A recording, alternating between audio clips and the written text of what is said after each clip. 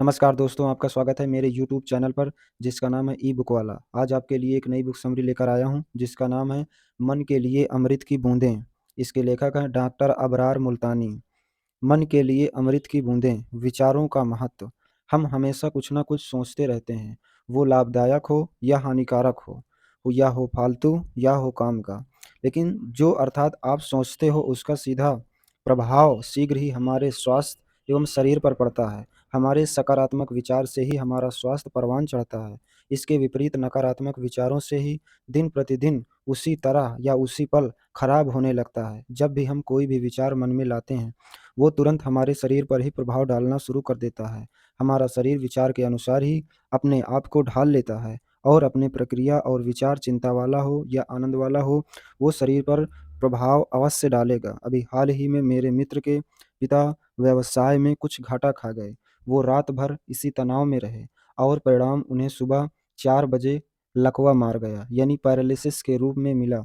उन्होंने 10 साल के नुकसान से दोगुना हॉस्पिटल में लगा दिया और अपनी अनमोल सेहत गंवाई। सो अलग हमारी चिंता, खुशी, स्वास्थ्य पर कितना प्रभाव डालती है, ये एक प्रयोग से स्पष्ट हो सकता है। दो व्यक्ति पैथोलॉजी लैब में अपने ब्लड सैंपल को देकर आते हैं। इनमें से एक ब्लड का कैंसर का मरीज तथा दूसरा सामान्य बुखार का। अब पैथोलॉजी से त्रुटिवश सैंपल बदल जाते हैं, रिपोर्ट में अदला बदली हो जाती है। अब दोनों व्यक्तियों की क्या हालात होगी, ये आप स्वयं समझ सकते हैं। मान लीजिए अब वो व्यक्ति जिसे गलती से ब्लड कैंसर की रिपोर्ट दी गई है, क्या वो दवाओं से ठीक हो पाएगा या उसे अच्छी लैब में अर्थात एक बार दोबारा टेस्ट को फिर से करवाकर सही रिपोर्ट देकर ही उसे सुकून मिलेगा? जी हाँ दोस्तों, उसके लिए दवाएं सही रिपोर्ट का दर्शन का उपचार नहीं है। इसलिए हम स्वास्थ्य को ही बढ़ाने वाले विचारों को ही मन में लाएं और स्वास्थ्य ही दिन प्रतिदिन निखरेगा। यदि आप स्वास्थ्य बिगाड़ने वाले विचारों का भंडार अपने मन में रखोगे तो निश्चित ही सी बीमारियों के दलदल में फंसते चले जाओगे। हम सुबह उठते हैं, दांतों को साफ करते हैं, सुरक्षित रखते हैं, पेस्ट करते हैं, मंजन करते हैं, कुल्ला करते हैं, त्वचा को सेहतमंद रखने के लिए नहाते हैं, बालों को संवारते हैं और तेल डालते हैं, पैरों की सुरक्षा के लिए जूते पहनते हैं। ये सब सावधानी रखते हैं जो कि किसी भी अंग विशेष को स्वस्थ रखना है। लेकिन पूरे शरीर को ही नियंत्रण रखने वाले विचारों को दुरुस्त रखने के लिए हम कुछ भी प्रयास नहीं करते हैं। हम नकारात्मक कुंठाओं से ही अपने मन और हृदय और आत्मा के कंधों पर बोझ डालते चले जाते हैं और उसी के बोझ के तले स्वयं का स्वास्थ्य और जीवन कुचल डालते हैं। प्रायः ही आप शोहरत और आपको लग रहा है कि क्या आप हमारे विचारों को बदलने की ज़रूरत है। कहते हैं जब भी हमारे विचारों को स्वतः ही प्रवाह में होते हैं तो वे असली स्वतः ही अपना असर दिखाते हैं, और नहीं तो अपने आप ही गलत विचारों को ही हमारे नियंत्रण और सही दिशा में प्रवाहित किया जा सकता है। ये पुस्तक यही समझाने के लिए लिखी गई है ताकि आप समझ सकें कि विचारों का महत्व क्या होता है, नियंत्रण करने की कला सीख सकें। इसके अलावा सुखद परिणामों से ही स्वयं को और मानवता को ही लाभान्वित कर सकें। आप जब भी अपने विचारों को नियंत्रण में लाने की आवश्यकता महसूस करें तो आप इस पुस्तक को अवश्य पढ़ें। एक बार पढ़कर ही से हम बार बार पढ़ने की इच्छा होती है। मनचाहा लाभ प्राप्त होगा। मेरे स्वयं के लिखने के बावजूद मैं यह पुस्तक को बार बार पढ़ता हूँ। हर बार मुझे इसमें से नई शिक्षा मिलती है, एक नया सुकून मिलता है। सुकून का प्याला मेरे हृदय को तर कर देता है। चिंताओं से लड़ना सीखो। जो चिंताओं से लड़ना नहीं जानते हैं वे जवानी में ही मर जाते हैं। डॉक्टर अलेक्सी कैरल से स्पष्ट है कि हर व्यक्ति को चिंता होती है, चिंता सताती है, लेकिन चिंता उस व्यक्ति का कुछ बिगाड़ नहीं सकती जो उससे लड़ना जानता है। अर्थात वही चिंता उसे मार डालती है जो उसे लड़ना नहीं जानता है, वह उसे मार देती है। चिंता से लड़ना आना चाहिए। प्लेटो ने कहा था, डॉक्टर सबसे बड़ी भूल यह करता है कि मन का इलाज किए बिना ही सिर्फ वह शरीर का इलाज करता है, जबकि मन और शरीर आपस में दोनों जुड़े हुए हैं। कहते हैं उन सभी अलग अलग इलाज नहीं किया जाना चाहिए। सारे रोग मस्तिष्क में पैदा होते हैं और कोई भी चीज़ शरीर में तब तक प्रकट नहीं होती है जब तक कि कोई भी उसका रूप मानसिक स्थिति में न बने। चिंताओं से आप कौन कौन से रोग हो सकते हैं?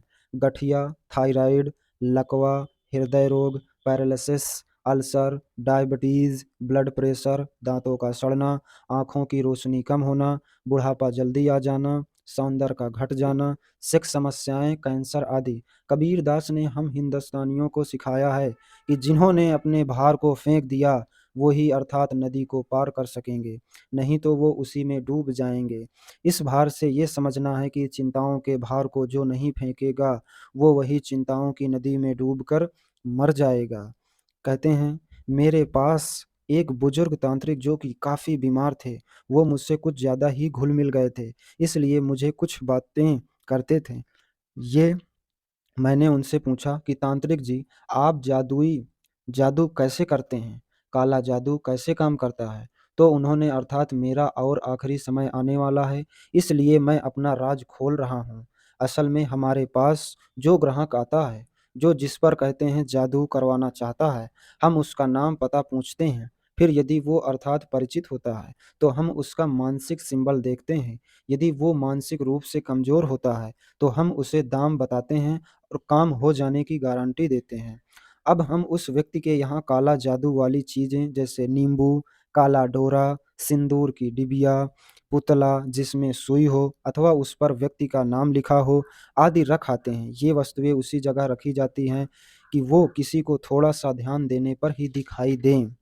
विशेषकर महिलाओं को यदि कुछ दिनों तक उसका असर नहीं होने का शिकायत हमारा ग्राहक करता है, तो उसे हम फिर से कोई जादू की वस्तु उसके घर पर फेंकते हैं। ऐसा तब तक करते हैं जब तक कि उस परिवार के किसी भी सदस्य को वस्तु ना मिल जाती हो। जैसे ही वस्तु मिलती है, परिवार के सदस्य चिंता और से भर जाते हैं, पीड़ित हो जाते हैं। फिर यदि वो मानसिक रूप से कमज़ोर हों, तो उन्हें मानसिक या दुर्घटनाएँ या व्यापार में घाटा होना शुरू हो जाता है और वे मर भी जाते हैं। उन्हें कहते हैं सारा बताया हुआ असर डॉक्टर मेरा जादू नहीं है, अर्थात उनकी चिंता ही उन्हें मार डालती है। अभी तक सैकड़ों रोगियों को बीमारियों के दलदल में फंसा हुआ देख चुका हूँ। जो भी मैं उन्हें तांत्रिक के ही अर्थात फर्जी जादू से ही चिंताग्रस्त होकर मरने के कगार पर देखा है। ये तब तक स्वस्थ नहीं होते हैं जब तक कि इन्हें कोई भी दूसरा बाबा या तांत्रिक मानसिक सिंबल प्रदान न कर दे। जादू के अर्थात असर से ही पीड़ा, रोग और मुझे कहते हैं कि जादू का असर मूसा, अलासय और पैगंबर मोहम्मद पर भी हुआ था। अरे मूर्खों, वज्र मूर्खों, डरपोक लोगों, अर्थात अपने डर को सही सिद्ध करने के लिए महानतम नाम का सहारा क्यों ले रहे हो? क्या पूरा किस्सा नहीं सुना है या पढ़ा है? उन्होंने उस जादू को ही अपने ज्ञान से ही हरा दिया है, सदा के लिए अर्थात हमें सिखाने के लिए। जब हम चिंताओं के साथ-साथ जीते रहते हैं, तो हमें चाहिए कि अर्थात शांत मन से उन लक्षणों को ही प्राप्त करने की चेष्टा करें, विचारों पर मेहनत करें। और यदि महान बुद्ध ने हमें सिखाया है, जैसे ही तीर बनाने वाले लकड़ी छीलता है, वैसे ही तीर को सीधा बनाता है।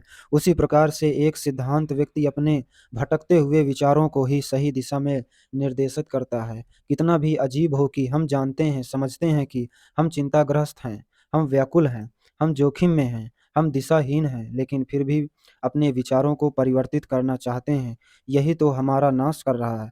डार्विन ने कहा है कि ऐसा नहीं है कि सबसे शक्तिशाली प्रजाति अस्तित्व में रहेगी, लेकिन सबसे बुद्धिमान, लेकिन सबसे परिवर्तनशील ही प्रजाति बची रहेगी। जैसे ही धूप को कम करना हमारे बस में नहीं, लेकिन किसी भी पेड़ की छाया में जाकर खड़ा हो जाना हमारे बस में है। बाज के बारे में एक दंत कहावत प्रचलित है, जो मैंने आपको बताना चाहता हूँ।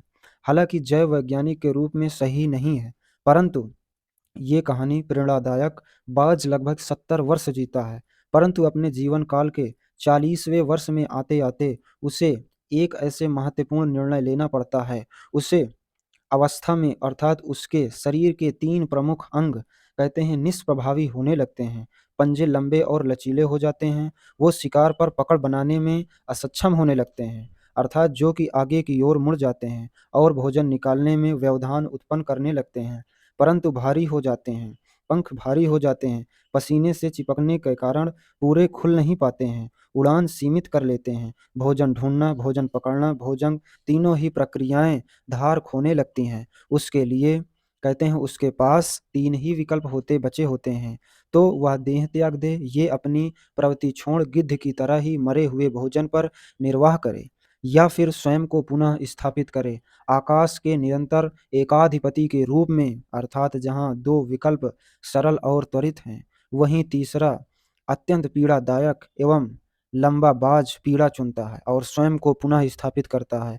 वो किसी ऊंचे पहाड़ पर जाता है और एकांत में अपना घोंसला बनाता है और वहां तब आरंभ करता है अपनी पूरी प्रक्रिया। सबसे पहले वे अपने चोंच को चट्टान पर मार मार तोड़ देता है और अपनी चोंच को तोड़ने से अत्यधिक पीड़ा पक्षीराज के लिए कुछ नहीं है। तब वो प्रतीक्षा करता है चोंच के पुनः उगाने के लिए। बाद में वह अपने पंजों को उसी प्रक्रिया से तोड़ देता है और प्रतीक्षा करता है कि पंजों के अर्थात पुनः उगाने के नए पंजे और उग आने के बाद वो अपने भारी पंखों को एक एक करके नोच नोच निकाल देता है। प्रतीक्षा करता है कि पंजे उगाने के 150 दिन की पीड़ा दायक प्रतीक्षा तब उससे मिलती है। वैसे ही एक नई भव्य उड़ान पहले जैसे नई उस पुनः अपना स्थापित कर लेता है और 30 साल जीता है और ऊर्जा संभावना और गरिमाओं सम्मान और गरिमा के साथ और कल्पना के जीवन में न जीने के बावजूद वो तीनों तीनों ही कल्पनाओं में सक्रिय रहता है। हमें भी अपनी मूल काल से ही जकड़े हुए भारीपन को त्याग कर कल्पना की उन्मुक्त उड़ान भरनी हो। सबसे प्रेम करो। केवल एक ही शब्द जीवन के सारे बोझ और दर्द मुक्त कर देता है और वो शब्द है प्रेम, जिसे कहते हैं सोफोक्लीज। प्रेम शब्दों को इलाज करता है लेकिन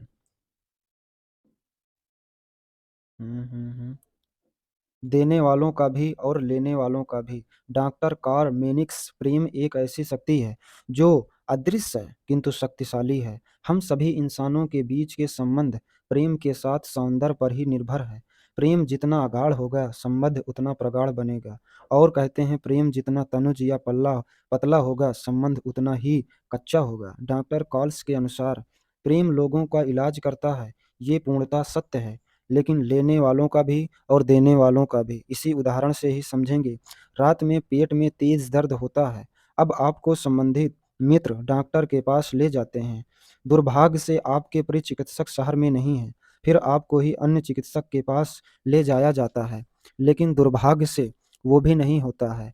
अब केवल एक ही चिकित्सक, केवल एक ही है चिकित्सक शहर में बचा है, जो कि बहुत ही खूसट है, चिड़चिड़ा है, अर्थात उसके दिल में इंसानों के लिए नहीं, सिर्फ पैसों के लिए ही प्रेम है। तब आपकी स्थिति क्या होगी? क्या संभव है कि आपका रोग ठीक हो जाएगा? क्या आपका रोग वहां जाकर ही बढ़ नहीं जाएगा?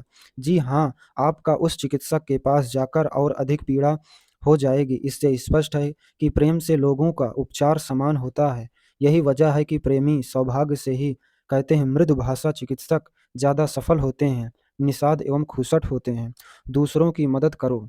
अंत में कहते हैं, अंत में इन चीज़ों का महत्व रह जाता है कि आपने कितनी अच्छी तरह से प्रेम किया है, अपने जीवन को ही संपूर्णता से कैसे जिया है, आप कितनी गहराई से त्याग किया है। गौतम बुद्ध दूसरों की मदद करने वाले और दूसरों की खुशियाँ देने वाले परमा आनंददायक एवं कहते हैं यकीन हो रहा है कि आप एक महान काम कर रहे हैं। अभी बाहर निकलें और एक मासूम और यतीम बच्चे को देखें और उसके सिर पर मासूमियत से ही हाथ फेरें, फिर उसे होटल पर या अपने घर लाकर खाना खिलाएं और फिर या उसे कुछ कपड़े दें और आप जाते वक्त उसे देखेंगे वो मुस्कुराएगा, खाना खाते खाते नजरें चुराएगा। देखेंगे कि ईमानदारी से बताइए, क्या आपके रोम रोम में बिजली नहीं दौड़ेगी? क्या आपको आनंद का परम आनंद नहीं हो रहा है? हाँ, जो कि आपको सुकून महसूस हो रहा है, वो हम सुकून हजारों अर्थात गोलियां नहीं दे सकती हैं। दान करें। 1930 ईस्वी में महामंदी के दौरान फिरवेले गैडविन न्यूयॉर्क के सिटी में मेयर थे। वे एक शहर के बहुत ही गरीब इलाके के अदालत में गए, पर वहां जज ने बोला, आज शाम जल्दी से आप क्यों नहीं चले जाते? इंसान इंसाफ करने की जिम्मेदारी मैं संभाल लेता हूँ। न्यायाधीश खुशी खुशी तैयार हो गए और उस वक्त लॉगवार्डिया के सामने पहला मुकदमा आया।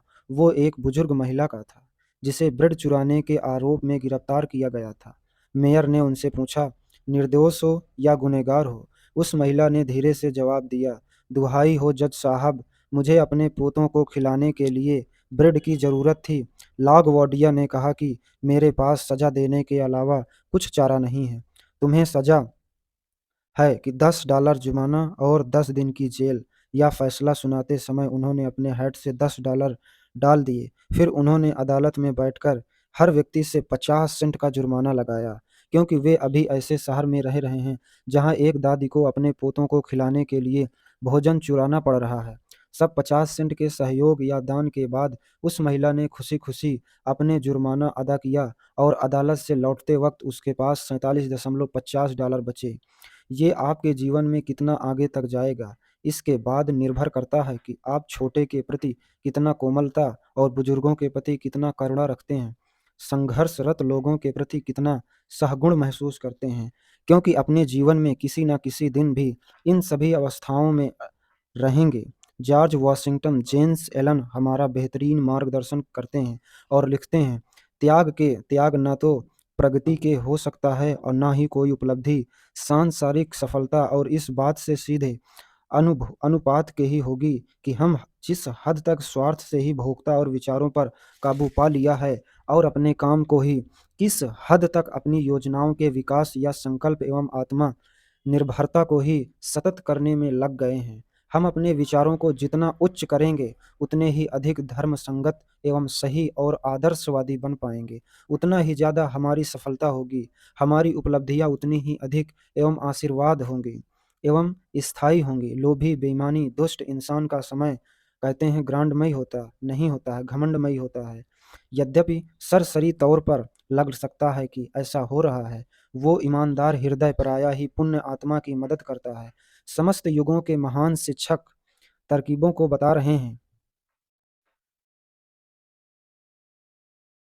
कि जानना सत्य साबित हो सकता है। इसके लिए आपको विचारों को ही अपने आप को ही पुनः स्थापित करने में, परिवर्तित करने में और ईश्वर की नज़र में वो सच्चा घर हो या यकीन और इज्जत के साथ रहते हों।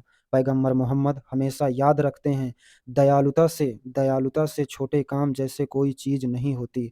हर काम एक कहते हैं लहर उठती है, इसका कोई भी तार्किक अंत नहीं होता है। स्कॉट एम्स हम आजीविका उससे बनाते हैं जो कि हमें मिलती है, और जीवन कैसे बनाते हैं जो कि हम देते हैं। विंस्टन चर्चिल, यदि आप किसी भी बीमारी से पीड़ित हैं तो कुछ कहते हैं कुछ रूप या अनाज लेकर ही बाहर निकलें, किसी भी गरीब या रिश्तेदार को दे दें, तो हो सकता है कि चुपके से बिना किसी भी एहसान जताए या किसी भी ऐसे जगह जहां जाएं परिंदा हो उसका दाना डालें और उनकी आंखों में जाकर झांकें, अर्थात उनके पैरों में ही फड़फड़ाए जरूर सुनेंगे। अगर उसने ऐसा कोई भी परिंदा कमजोर हो, अर्थात उसे अलग से प्रेम से ज़्यादा दाना डालें। किसी भी पशु उसे घास उगाए और अनाज खिलाएं और उसे गर्दन को सहलाते हुए ये कार्य आप करें और देखेंगे कि आप स्वस्थ होने की रफ्तार कितनी तेजी से बढ़ जाएगी। ईर्ष्या आपको ही जलाती है। किसी भी कहते हैं किसी भी इंसान से ईर्ष्या करना वैसे ही जैसे किसी चूहे को अर्थात छुटकारा पाने के लिए अपने घर को जला देना। अज्ञानता ईर्ष्या करने वाला व्यक्ति या मनुष्य सबसे पहले खुद को ही नुकसान करता है। जिससे वो ईर्ष्या करता है उसे इससे तो फर्क पड़ता ही नहीं, किंतु आपके मन में ही ईर्ष्या कौन से ज्वार भाटा उबल रहे हैं। ईर्ष्या के ये ज्वार भाटा ईश्वर के प्रति ही अर्थात जीवन स्वस्थ में ही अर्थात उथल पुथल करेंगे। नफरत जीवन को ही अर्थात पंगु बनाती है, प्रेम को ही मुक्त करती है। नफरत जीवन को ही विद्या ग्रहण करती है, प्रेम और इससे सामंजस्य से भी मिलती है। नफरत जीवन को अंधकार में बनाती है, प्रेम इससे प्रकाशित करता है। मार्टिन लूथर किंग ने जो कुछ भी अर्थात दूसरों के पास है वही हासिल करने की कोशिश में हम उन सब चीज़ों का आनंद नहीं उठा पाते हैं जो हमारे पास होती है। ईर्षा ईर्षा भावना मन को बेचैन कर देती है, दुख का गुबार और बादल हमारे मन में विचलित कर देता है। यदि आप किसी भी व्यक्ति जैसा बनना चाहते हैं तो उसके समान कहते हैं संपन्न होना चाहते हैं तो आप उस व्यक्ति के गुणों को अपनाने के लिए, त्याग करने के लिए तैयार हो जाइए। अर्थात आप कहते हैं ज्ञानी बनना चाहते हैं तो आप ज्ञान अर्जन शुरू कर दीजिए। यदि आप कहते हैं बिल गेट्स जितना धनी बनना चाहते हैं तो मेहनत करें और अपने मस्तिष्क का संपूर्ण उपयोग करना शुरू कर दें और सब कर दीजिए। यदि आप प्रसिद्ध लेखक बनना चाहते हैं तो आपको अपनी लेखन को बेहतरीन करना होगा। यदि आपको अपनी पड़ोसी की तरह तंदुरुस्त दिखना है तो आपको व्यायाम करना शुरू कर देना होगा। इसके बजाय कि ईर्ष्या करें और उन पर एहसान कीजिए, आपसे भी बुरा बर्दाश्त करते हैं। पैगंबर मोहम्मद को घृणा करने से प्रेम से जीता जा सकता है, ये शाश्वत नियम है। गौतम बुद्ध जब एक गरीब औरत बाजार में पनीर बेचने के लिए खड़ी थी तो एक कहते हैं बिल्ली आई और पनीर का एक टुकड़ा उठाकर ले गई।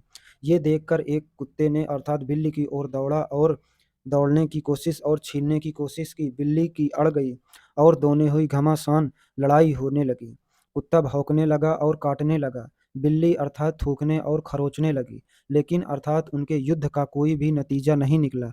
आखिर बिल्ली ने सुझाव दिया कि हम लोमड़ी के पास जाते हैं और उससे ये मामला सुलझवाते हैं। कुत्ते ने कहा ठीक है। वो दोनों अर्थात लोमड़ी के पास गए। लोमड़ी ने किसी भी न्यायाधीश की तरह उसने तर्क सुना और उसने उन्हें फटकारते हुए कहा, मूर्ख जानवरों, तुम दोनों लड़ते क्यों हो? अगर तुम चाहो तो मैं इस पनीर को 2 हिस्सों में काट देती हूँ। कहते हैं इससे तुम दोनों ही संतुष्ट हो जाओगे। बिल्ली और कुत्ते ने इस बात पर कहा ठीक है। लोमड़ी ने अपना चाकू निकाला और पनीर को 2 हिस्सों में तोड़ दिया, लेकिन लंबाई की तरह, कहते हैं लंबाई की तरह, काटने की जगह चौड़ाई की तरह से काट दिया। कुत्ते ने विरोध करते हुए कहा कि मेरा हिस्सा छोटा है। लोमड़ी ने न्यायाधीश संपूर्ण ढंग से अपने चश्मे से देखते हुए कहा, तुम ठीक कह रहे हो। इस बात पर उसने अर्थात कहते हैं बिल्ली के हिस्से से एक टुकड़ा खा लिया और कहा कि दोनों हिस्से बराबर हो गए हैं। अर्थात जब बिल्ली ने लोमड़ी की हरकत देखी तो बिल्ली चिल्लाने लगी, जरा इधर देखो, मेरा हिस्सा छोटा हो गया है। लोमड़ी ने दोबारा चश्मा पहना और न्यायपूर्ण ढंग से बिल्ली के हिस्से से देखते हुए कहा है, तुम ठीक बोल रही हो। 1 मिनट रुको, ठीक कर देती हूँ। कुत्ते के पनीर में से एक और खा लिया। ये सिलसिला काफी समय तक चलता रहा। लोमड़ी, कहते हैं चालाक लोमड़ी, कहते हैं बिल्ली और कुत्ते के हिस्से को खा गई और उसी कुत्ते का हिस्सा खाती चली गई। अंत में उसमें उसी के आंखों के सामने पूरा पनीर खा लिया। क्रोध पर नियंत्रण रखें।